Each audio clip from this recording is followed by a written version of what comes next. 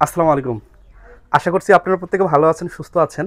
আমি আজকে আপনাদেরকে একটা মজাদার জিনিস দেখাবো। আমি মূলত আজকে আসছি রাজশাহীর গোদাগাড়ি অঞ্চলে। এই অঞ্চলে নতুন একটা জিনিস দেখলাম। আমার কাছে নতুন, কিন্তু এনাদের কাছে এটা নতুন না। এরা প্রায় প্রাচীন কাল থেকেই, ব্রিটিশ পিরিয়ড থেকেই এই পদ্ধতিতে এনারা বিভিন্ন কিছু সংরক্ষণ করেন। তা আমি আপনাদেরকে আজকে পরিচয় করে দিচ্ছি যে মাটির কুঠির সাথে। তো এই কুঠি আমার পাশে এরকম 4টা কুঠি আছে।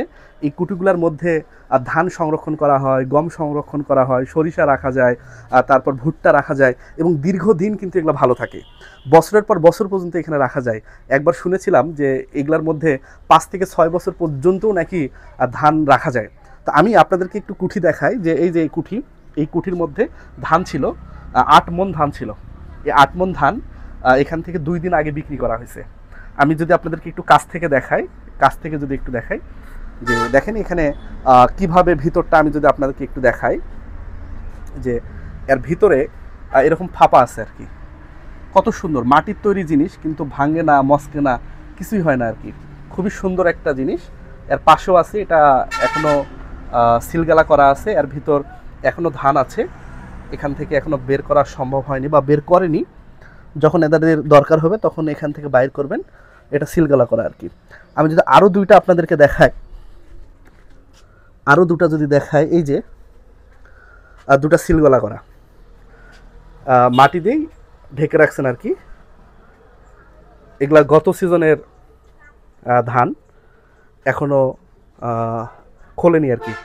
যখন এগুলা খুলবে তখন এটা ভেঙে ওই বাজারে ধান বিক্রি করবেন আর কি। তো আমাদের আধুনিকতার ছোঁয়ায় এই জিনিসগুলা কিন্তু বাংলাদেশ থেকে প্রায় উঠে গেছে, কিন্তু রাজশাহী অঞ্চলে এই জিনিসগুলা এখনও বিভিন্ন অঞ্চলে দেখা যায়। তার এটা কিন্তু একটা জলযন্ত্র প্রমাণ।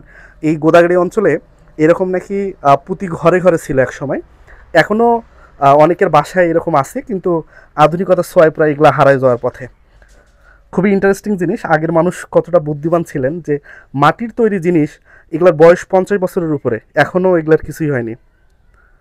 লোহার জিনিসই 50 বছর যেতে চায় না, যারা পড়ে মরিচা পড়ে, কিন্তু এগুলা মাটির তৈরি হওয়ার সত্ত্বেও এগুলা কিন্তু দীর্ঘদিন যাবত আছে।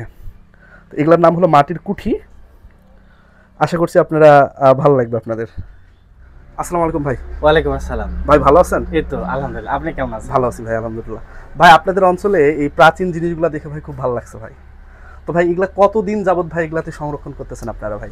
এগুলো আসলে আমরা তো ধান রাখি, বিশেষ করে ধান রাখি, গম রাখি, তারপরে ভুট্টা রাখি, সরিষা রাখি। তো আপনি এটার নাম হচ্ছে কুঠি আসলে। কুঠি। হ্যাঁ, এই কুঠিতে আপনি যদি অনেক দিন রাখতে চান তাহলে প্রথমে ওটা ভালো করে শুকায় নিতে হবে। শুকায় নিতে হবে। হ্যাঁ, শুকায় নেওয়ার পরে আপনি যত বছর মন আপনার চাইবে তত বছরই রাখতে পারবেন। এটার বৈশিষ্ট্য হচ্ছে যে এটাতে রাখলে নষ্ট হবে না, মানে নষ্ট হওয়ার সম্ভাবনা একেবারেই নাই এটা।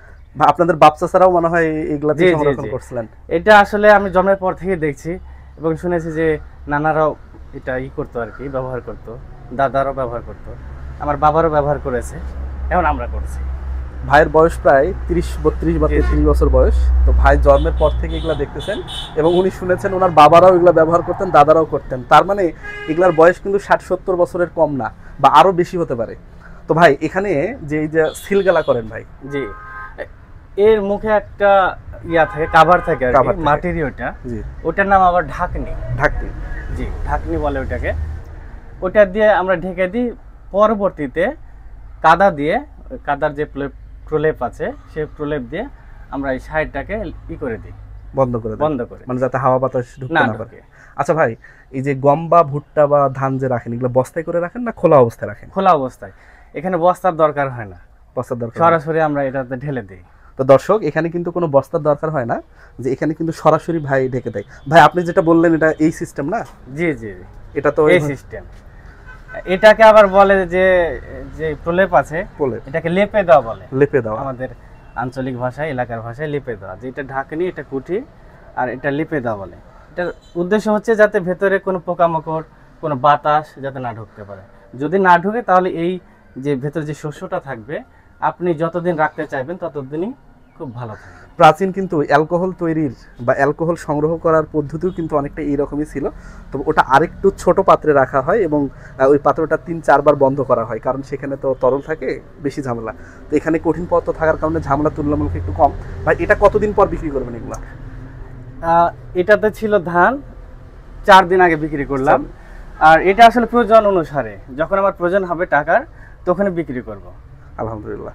মানে দর্শক, আমরা যে বাসায় অনেকে দেখি ইঁদুরে খায় কিংবা বিভিন্ন জিনিসে খাদ্যশস্য নষ্ট করে, ভাইদের কিন্তু এই জিনিসটাই কিন্তু কোনো কিছু নষ্ট করার কোনো চান্স নাই। তো প্রাচীন মানুষজন যে বোকা ছিল ব্যাপারটা এমন না, ওনারা কিন্তু অনেক চালাক ছিলেন, ওনাদের অনেক কিছু সীমাবদ্ধতা ছিল, তারপরে ওনারা কিন্তু আয়েশি জীবনযাপন, ওনাদের প্রয়োজন অনুযায়ী যা দরকার ওনারা কিন্তু করে গেছে। তো ভাই এটা তার আমরা একটা জল এখানে আরেকটা বিষয়, সেটা হচ্ছে যে এখন যেভাবে ফসল সংরক্ষণ করা হচ্ছে, বিশেষ করে ইট দিয়ে ঘর বানানো হচ্ছে, বস্তাতে রাখা হচ্ছে, দেখা যায় যে ইট দিয়ে, আমাদেরও ভেতরে আরেকটা ঘর আছে ইট দিয়ে, এটা রিসেন্ট বানানো হয়েছে, ওইগুলো তো ফসলটা নষ্ট হয়ে যায়। কি কারণে? ওই যে একটা রস চলে আসে, ওইটার ওয়াল দিয়ে রস চলে আসে, ফসলগুলো নষ্ট, ভিজে যায় প্লাস নষ্ট হয়ে যায়। আর বস্তাতে যদি রাখা হয়, ওখানে ইঁদুরে আক্রমণ করে, অনেক পোকামাকড়ে আক্রমণ করে, যার জন্য নষ্ট হয়ে যায়। কিন্তু এটাতে যদি রাখা যায় তো এটা নিশ্চিন্তে কোনো সমস্যা হয় না, অনেক ভালো থাকে। মানে কোল্ড স্টোরেজ ছাড়া যদি আমরা দেশি জোগাড় করতে চাই, তাহলে কিন্তু বেস্ট হলেই কুঠি। ভাইদের মুখের কথা, কারণ এনারা অভিজ্ঞতা অনেক বড় জিনিস। উনি জন্মের পর থেকে 30-32 বছর ধরে দেখতেছেন, ওনার বাবারা দেখছেন, ওনার দাদারা দেখছেন, এটা তার একবার অভিজ্ঞতার একটা প্রমাণ।